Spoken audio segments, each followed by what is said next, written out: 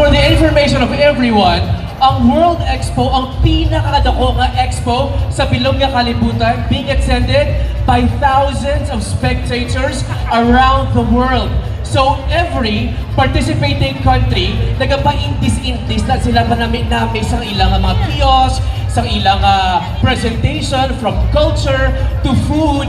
Cut for the Philippines, ladies and gentlemen, as an Ilonggo,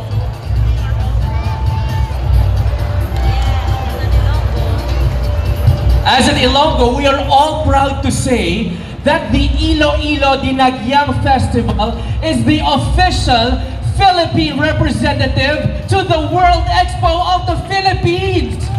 Amoy na kagrabe ang Iloilo Dinagyang Festival. And ang ilang nga tema sa ilang performance is Hinabol nga Kabuhi. Kag ang Tribo Pagidaet ang defending champion sa Iloilo Dinagyang Festival Tribe Competition. And of course, nakita nyo man no, sa ilang colorful performance, ang aton nga theme for next year's Tribe Competition is Flora and Fauna, because we are celebrating the endemic species of the Visayas region. Yan, madamo pa kita sa Davao Balantayan sa aton nga track competition next year.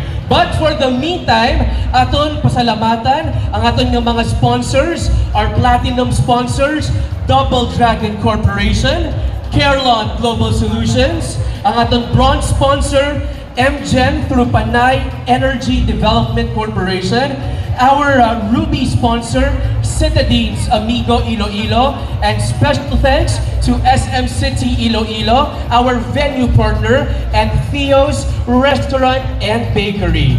And now, ladies and gentlemen, let's take a closer look at the vibrant spirit and creativity of our community through the Sadsad sa Kalye Barangay Tribe Graphics presentation.